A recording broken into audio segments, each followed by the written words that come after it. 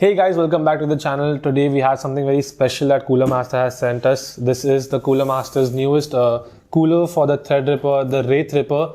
This cooler was made in collaboration with AMD themselves, and they say that it can perform decent enough with the 2990WX Ryzen Threadripper.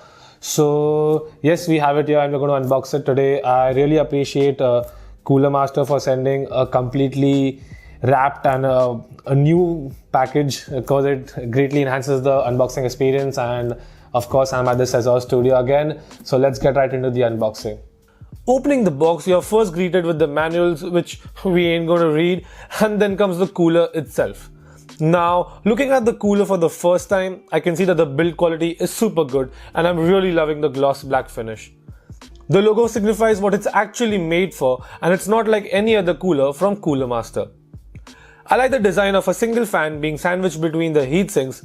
It also has a 7 heat pipe design, I believe, which we will talk in depth in a full review video. You will also notice that the thermal paste comes pre-applied, which is actually good as a lot of people do not know how to apply it for the Threadripper due to its big shape. Cables are pretty standard, where the LED is SATA powered. You have a small port for controlling the RGB, which I believe plugs into a USB port via a separate cable. And yeah, that's pretty much it. First look of the Wraith Ripper feels pretty good and I'm really excited to test it out.